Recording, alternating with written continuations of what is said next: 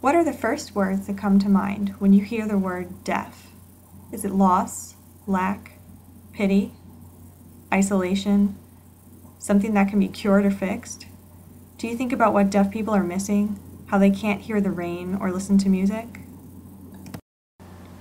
From a hearing person's perspective, deafness has long been viewed as a loss of what the hearing majority considers normal. But what if we showed you a different definition, a different perspective? Unlike the word deaf with a lowercase d, which refers solely to the audiological condition of not being able to hear, deaf with a capital D refers to the cultural and linguistic minority group united not by geographical boundaries, but by shared language and identity.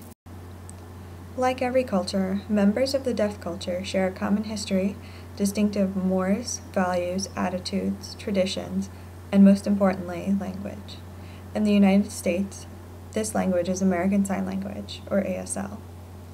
Culturally deaf people aren't lacking anything, and certainly do not define their lives by loss.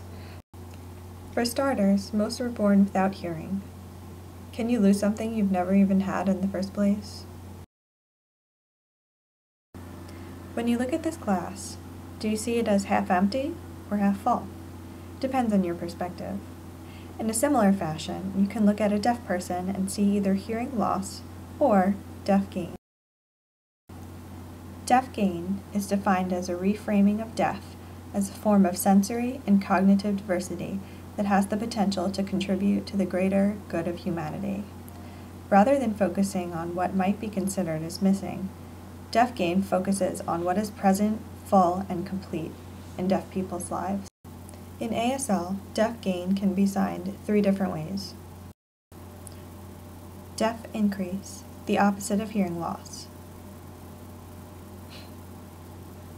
Deaf benefit, deaf people have something important and unique. Deaf contribute, which emphasizes the importance of considering all the ways that deaf people contribute to humankind. One aspect of deaf gain is transnationalism. What is transnationalism? Transnational means reaching beyond or transcending national boundaries. Applying the term transnational to deafness, we can say that the deaf community reaches beyond national boundaries. In this way, deaf people around the world, regardless of which dominant hearing culture surrounds them, have a unique connection that hearing people will never have. It's important to remember, however, that although American Sign Language is used in several countries around the world, for the most part, every country has its own sign language. Some countries even have more than one sign language. Just like a spoken language can have dialects or accents, sign languages have regional variations. Additionally, just as there is no universal spoken language, there is no universal sign language. That being said, a hallmark feature of transnationalism in the deaf community is ease of communication between deaf people from different parts of the world. It is a common experience among deaf globetrotters to meet other deaf people in foreign countries and immediately be able to communicate using improvised and international signs.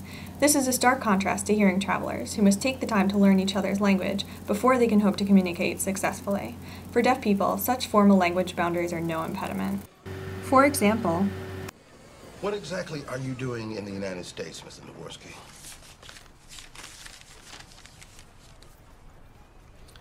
Yellow taxi cab, please. Take me to Ramada Inn, 161 Lexington. Staying at the Ramada Inn? Keep the change. Do you know anyone in New York? Yes. Who? Yes. Who? Yes. No, do you know anyone in New York? Yes. Yes. in contrast, this scene shows a deaf man getting directions from a deaf woman who uses a different sign language.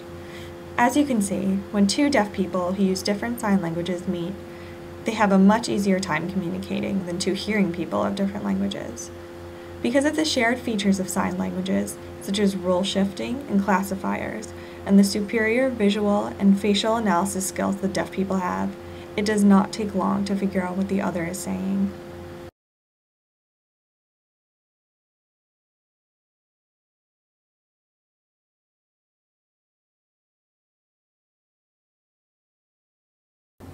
What are the benefits of transnationalism?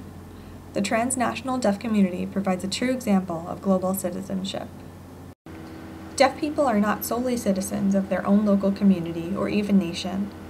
A shared experience and visual mode of communication provides a unique basis for understanding and acceptance of other world cultures. Through this, deaf people become members and models of human interaction in a larger globalized world. Throughout thousands of years, humanity has always had deafness. It happens in every culture, every continent, and every country. And whenever deaf people travel, the experience of being deaf is an instant reason to bond and become friends. There is a special kind of warmth that members of the international deaf community extend to one another. Deaf communities in one country will always be concerned about the welfare of deaf people in other countries. That's our kind of globalism. Being deaf transcends the boundaries of countries, cultures, and languages. Deaf transnationalism has implications for international relations and global business, namely ease of communication and better cultural understanding of international comrades or clients. Potential benefits to accessing this deaf network are numerous. For example, deaf employees can provide invaluable connections to businesses looking to sell or expand abroad, as well as for healthcare professionals working to improve cultural competency at home. Furthermore, as previously mentioned, International Sign Language exists as a pidgin language for communication between deaf people. There is no true, natural, International Sign Language. However, studies of ISL as it develops could prove beneficial to the future research of cross-linguistic communication, something we know little about. As a minority group, deaf people are often framed by the hearing majority as having a disability, as something that the world should look down upon. Hearing people assume that all deaf people wish they could be hearing. But if viewed from the deaf gain perspective, you can see that this is not true. As we move further into the 21st century and our world becomes increasingly interdependent, the hearing world can only gain from learning about the deaf world and what it has to offer.